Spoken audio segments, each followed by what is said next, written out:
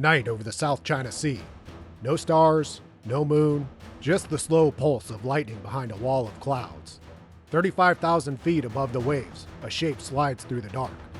So black it's not even black. It's the absence of color, the absence of radar, the absence of mercy. A B-2 Spirit, call sign Reaper 2-1, cruising toward the mainland on the opening night of the war everyone said would never happen. Below in Fujian province, a network of radars hums to life. Phased array sweeps the sky in overlapping cones. Somewhere in a command bunker, a PLA officer leans forward and mutters, "Where is it?" He doesn't know he's already lost. The B-2 synthetic aperture radar paints the coast with ghostly precision. Its onboard mission computer builds a 3D map of every known SAM battery, radar dish, and microwave tower. Targets light up like Christmas ornaments. But this is no joyride. The airspace ahead is the densest integrated air defense environment on Earth. HQ-9s, HQ-22s, S-400s, JY-27A long-range radars, and enough electronic warfare emitters to fry a small city. The Spirit flies straight into it. A whisper of data links back to Guam, another to a tanker hundreds of miles behind. The pilots are silent. The cockpit glows dim red. In their HUD, the first weapon release cue flashes green. Bomb bay doors open. Gravity takes over. The GBU-57 Alpha, massive ordnance penetrator, drops free, slicing through the night like a falling star no one will ever see.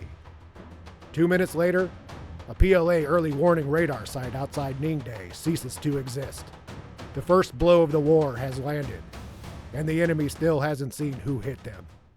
To understand the B-2's role on day one, you have to understand two religions, American precision and Chinese denial. The U.S. Air Force doesn't think of war as a contest of attrition. It's a system surgery. You don't hack off limbs and hope the bleeding stops. You cut the nerves, blind the eyes, and let the body collapse under its own confusion. Day one isn't about racking up body counts. It's about making the other guy panic shoot at empty sky. That's where the B-2 Spirit was born, in the Cold War's shadow. A bomber so stealthy it could fly through the Soviet Union like a rumor. No one wanted to believe. Its job was to slip past 1,000 radars, punch the enemy's nuclear heart, and leave before they realized their apocalypse had already started. China, on the other hand, studied America's every move from Desert Storm to Kosovo, and took notes like a paranoid valedictorian. Their conclusion? Don't play the same game. Rewrite the rulebook. Deny the battlefield itself. The People's Liberation Army Air Force and the Rocket Force built what's called the A2AD bubble. Anti-access, area denial. Picture a digital minefield stretching hundreds of miles into the Pacific, designed to turn every U.S. carrier into an expensive coral reef, and every bomber into a flaming lesson in overconfidence. Radars, SAMs, long-range anti-ship missiles, and other cyber nodes all linked into a kill web meant to keep U.S. forces as far away as possible. Where the U.S. doctrine says find and kill, Chinese doctrine says blind and stall. They want the first 72 hours to feel like a meat grinder of missile trails and radar locks. So miserable that American planners start second-guessing every sortie before the wheels leave the runway. But here's the problem. The B-2 was designed to ignore second-guessing. It doesn't ask permission. It doesn't light up radars. It doesn't phone home unless it's calling to say, mission complete. That's the quiet professional of global air power. The last thing you'll never see.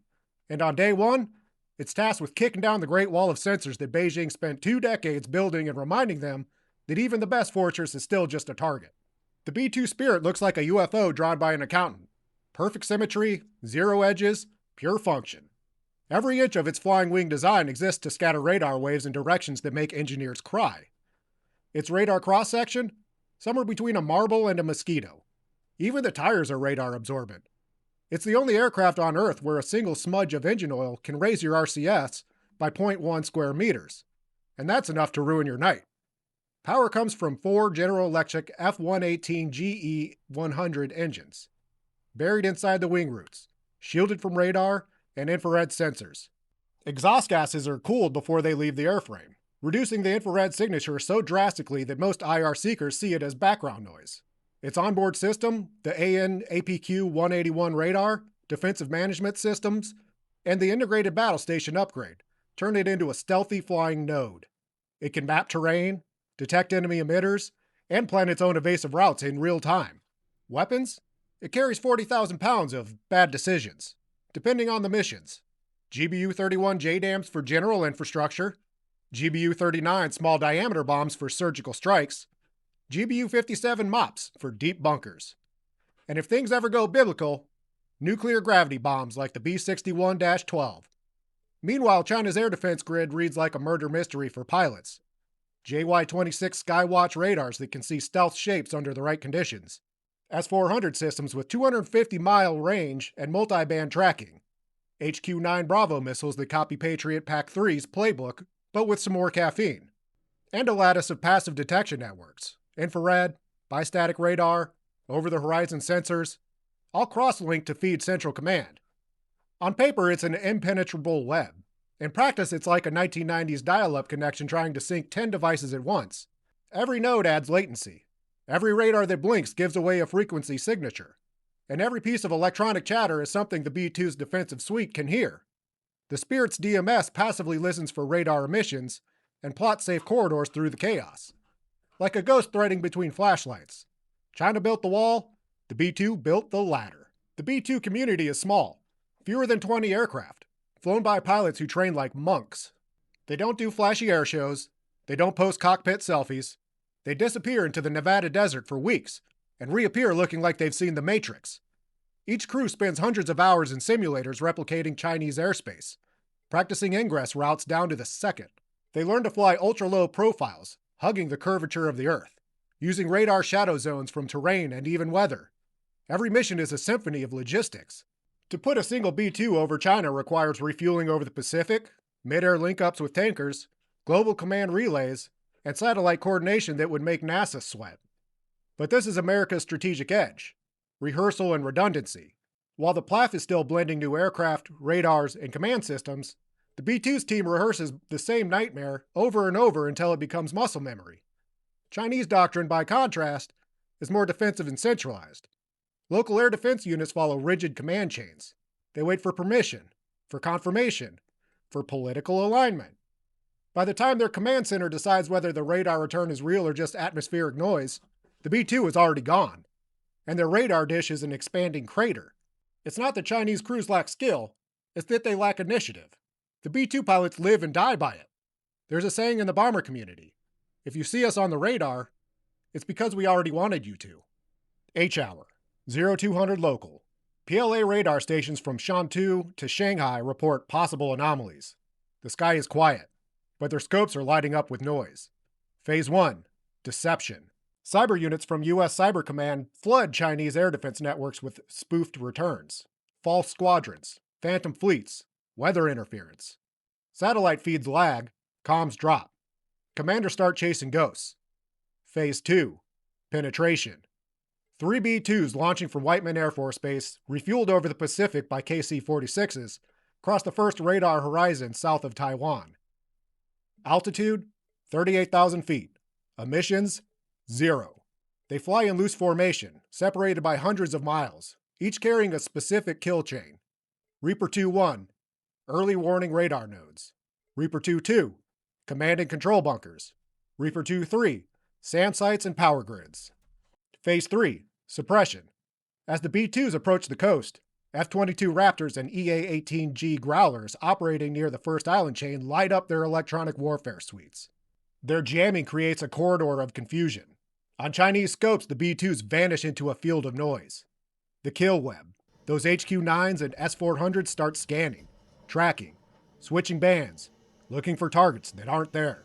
Phase 4. Strike. At precisely 0237, Reaper 2-1 drops 12 GBU-39s in a tight pattern over the radar complex at Wenzhou. Each bomb hits within a few feet of its target, turning multi-million-dollar equipment into molten art. 2 minutes later, the power station feeding that grid disappears. Phase 5. Withdrawal.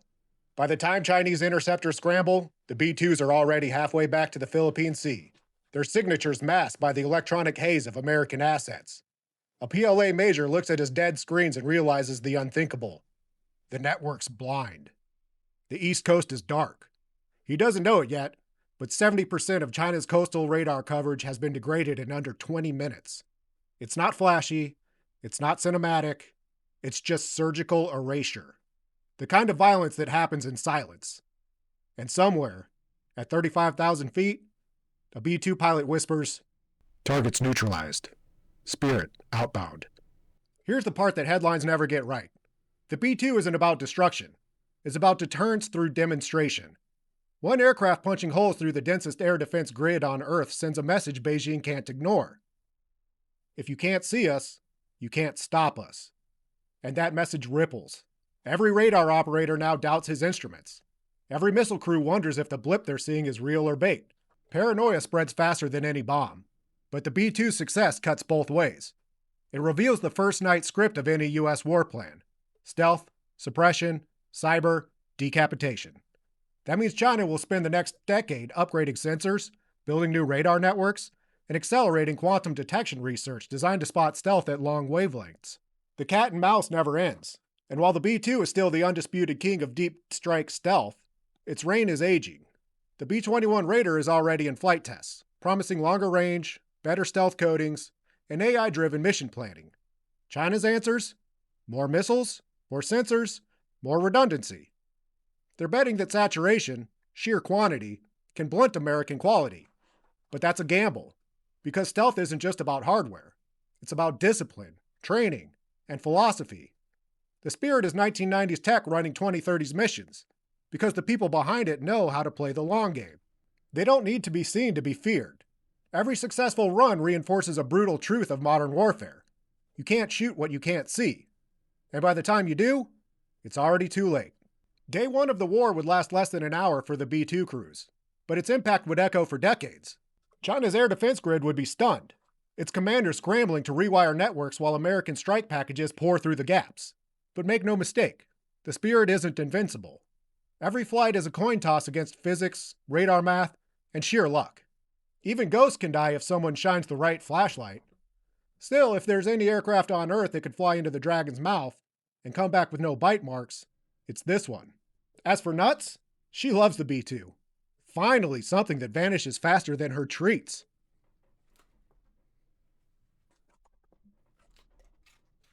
If you were planning day one, would you risk the B-2 over China's coast, or hold it in reserve for the second wave? Drop your strategy in the comments.